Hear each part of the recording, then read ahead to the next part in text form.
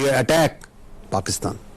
Attention of the domestic public, all this criticism is diverted to something else. They gag the complete media. They ban the thousands of Twitter handles and social media sites. Their public only listens to what they are telling them. You don't have any answers to why it happened, how it happened, who did it. You don't have any evidence. So what you do, you open up the military front. Pakistan اپنے وقار اور سالمیت کی حفاظت ہر قیمت پر کرے گا. بھارت کے پاس پہلگام حملے کا کوئی ثبوت نہیں. بھارت بچوں، خواتین اور عام شہریوں کو نشانہ بنا رہا ہے.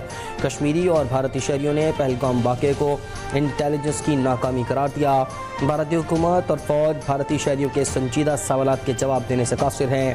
لیفٹیننٹ جنرل احمد شریف نے انٹرنیشنل میڈیا کو بھارت کے جارحانہ اقدامات پر بریفنگ میں کہا کہ پہلگام واقعہ 2:30 پر پیش آیا. 10 منٹ بعد FIR درج ہو گئی. 10 منٹ میں انہیں کیسے پتہ چلا کہ حملے میں پاکستان ملوث ہے؟ بھارت ہمیشہ سیاسی مقاصد کے لیے دہشت گردی کا نام لیتا ہے. بھارت کو عدالت، جج اور سزا دینے والا بننے کی اجازت نہیں دی جا سکتی. بھارت نے آزادانہ تحقیقات کی پیشکش کو ٹھکرایا. پاکستان میں معصوم شہریوں پر دہشت گرد حملے کیے. پاکستان نے جوابی کارروائی میں صرف بھارتی چیک پوسٹوں کو نشانہ بنایا، ڈرونز یا راکٹ حملے نہیں کیے. پاکستان کچھ کرے گا تو انڈین میڈیا کو بتانے کی ضرورت نہیں ہوگی بلکہ دنیا بتائے گی. ترجمان پاک فوج لیفٹیننٹ جنرل احمد شریف چودھری کا سرخ ٹی وی کو انٹرویو. کہا بھارت دہشت گردی کی ذمہ داری پاکستان پر ڈال کر سیاسی فائدے حاصل کرتا ہے. بغیر ثبوت الزامات کا سلسلہ بند ہونا چاہیے. بھارت پہلگام واقعے کے ثبوت کسی غیر جانبدار ملک کو پیش کرے. قوم کو بالکل اطمینان ہونا چاہیے کہ موجودہ اس وقت جو صورتحال ہے اس کے نپٹنے کے لیے ہم 100% نہیں 200% تیار ہیں اور ان کو بھرپور جواب دے رہے ہیں. اور پاکستانی قوم کو جو ہے اطمینان ہونا چاہیے کہ اس وقت ان کو جس طرح عزائم ان کے انڈیا کے عزائم تھے ان کو ملیہ میٹ کیا جا چکا ہے.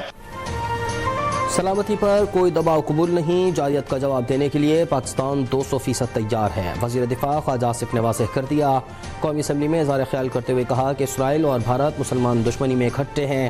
بھارت کے جارحانہ عزائم کا مؤثر انداز میں جواب دیا جا رہا ہے. پاکستان نے بھارتی عزائم کو ملیہ میٹ کر دیا. ہماری توجہ سفارتی رابطوں پر مرکوز ہے.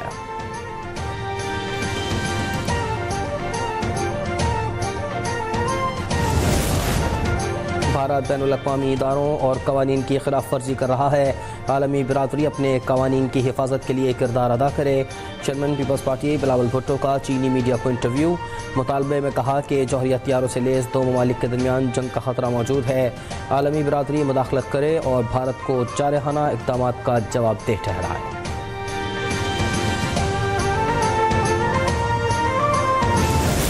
پاک فوج کی بھرپور کارروائی پر بھارت بوکھلا اٹھا. لائن آف کنٹرول پر بھارتی فوج نے سول آبادی پر گولہ باری شروع کر دی. جیرا، فاورڈ کوہوٹا اور کھوئیرٹا میں بلاشتعال فائرنگ سے 5 شہری شہید، 7 زخمی ہو گئے. شہری آبادی کو بھی نقصان پہنچا. پاک فوج کی بھرپور جوابی کارروائی. بھارتی فوج کی کئی چیک پوسٹیں تباہ کر دیں. کیلر سیکٹر میں ڈوبا موڑ پوسٹ اور بٹالین ہیڈ کوارٹر سوجی کو نشانہ بنایا. پیر کانتھی سیکٹر میں جبار اینڈ ترکھیاں کمپلیکس مکمل تباہ. پانڈو سیکٹر میں بھارتی فوج کا ہیڈ کوارٹر صفحہ ہستی سے مٹا دیا. منہ توڑ جوابی کارروائی پر بزدل دشمن فوج کی توپیں خاموش.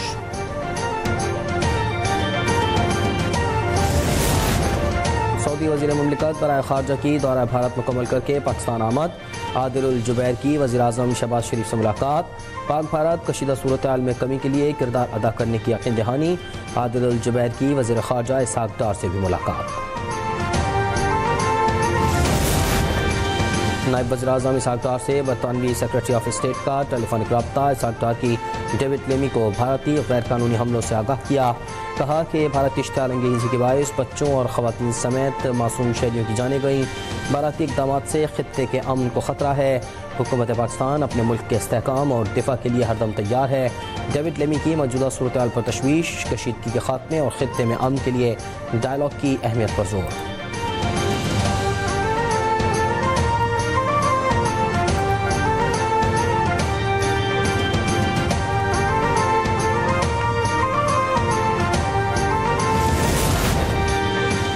بھارت کشیدگی پر سفارتی سرگرمیوں سے مطمئن نہیں، ہمارا کوئی سفارتی مشن بیرون ملک نہیں، صرف ٹیلی فون پر گفتگو کی گئی، ہمیں چین، سعودی عرب، ایران اور افغانستان کو شامل کرنا چاہیے۔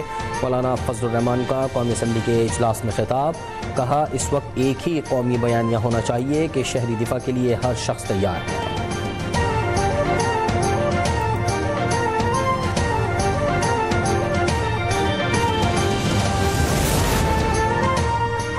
پی ٹی آئی رہنما اسد قیصر نے قومی یکجہتی کو بانی پی ٹی آئی کی رہائی سے مشروط کر دیا، اپنے قائد کے مقدمات واپس لینے کا مطالبہ، قومی اسمبلی اجلاس میں عدالتی فیصلے پر تنقید، کہا جس دن پاکستان پر حملہ ہوا اسی دن ملٹری کورٹ کا فیصلہ آ گیا، سویلینز کا ملٹری کورٹ میں ٹرائل کسی طور درست نہیں۔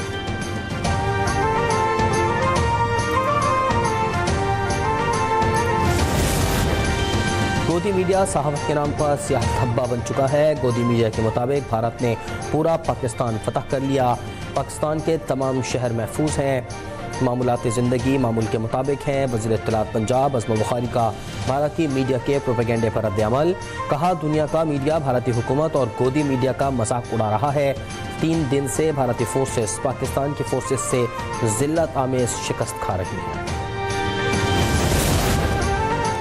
بھارتی پنجاب کے سکھوں کا مودی کی چال بازیاں بے نقاب کرنے اور چھوٹے حملے کے خلاف بھرپور مزاحمت کا اعلان، سکھ رہنماؤں نے واضح کیا کہ وہ مودی حکومت کے فالس فلیگ کا حصہ نہیں بنیں گے، اپنی سرزمین کو مودی حکومت کے سیاسی مقاصد کے لیے استعمال نہیں ہونے دیں گے، اگر بھارت نے پنجاب کی سرزمین پاکستان کے خلاف استعمال کی تو سخت رد عمل دیا جائے گا۔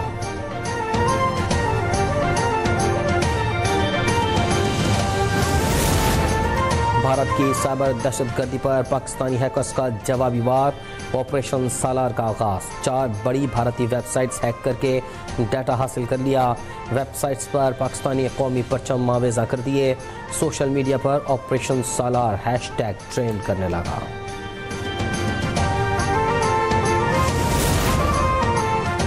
آئندہ بجٹ میں عام آدمی کو ریلیف دینا اولین ترجیح ہے، غریب اور متوسط طبقے کی مالی مشکلات میں کمی کے لیے تمام وسائل بروئے کار لائے جائیں گے، وزیر اعظم شہباز شریف کا وعدہ، اجلاس سے خطاب میں کہا کہ ملک کی ترقی اور خوشحالی کے لیے حکومت اور نجی شعبے کا اشتراک ضروری ہے، نئی ملازمتوں کے مواقع پیدا کرنے پر خصوصی توجہ مرکوز کی جائے۔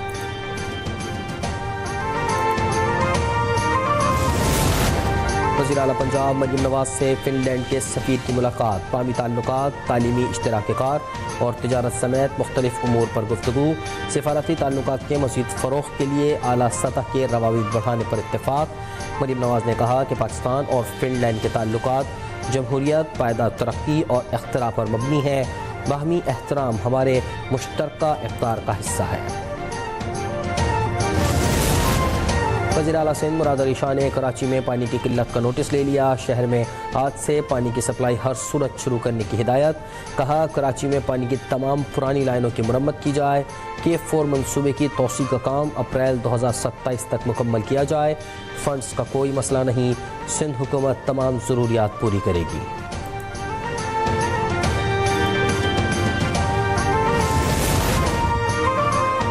سندھ کے سینئر وزیر شرجیل میمن کی ریڈ لائن BRT منصوبے پر کام کی رفتار تیز کرنے کی ہدایت، اجلاس میں لاٹ 3 ڈیپوز کی ڈیزائننگ، بایو گیس پلانٹ اور یوٹیلیٹیز کی منتقلی پر گفتگو، ایشین ڈیولپمنٹ بینک کی جانب سے پروجیکٹ میں مکمل معاونت کی یقین دہانی۔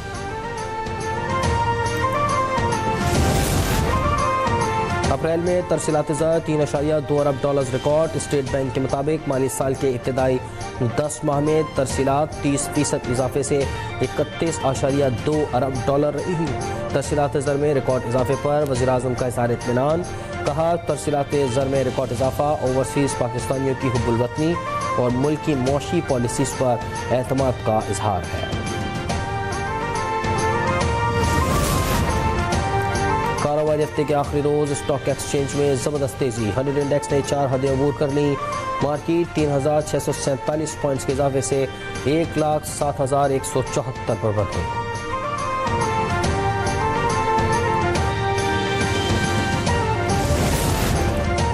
اور कार्डिनल रॉबर्ट प्रीवोस्ट कैथोलिक मसीहियों के नए पोप मुंतखब। रॉबर्ट प्रीवोस्ट पोप बनने वाले पहले अमरीकी हैं। नए पोप की इफ्तिताही इबादत 18 मई को सेंट पीटर्स स्क्वायर में होगी।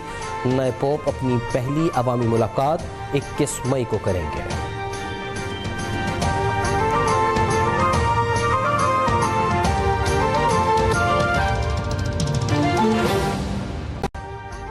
अभी सब्सक्राइब करें ताकि कोई खबर रह न जाए।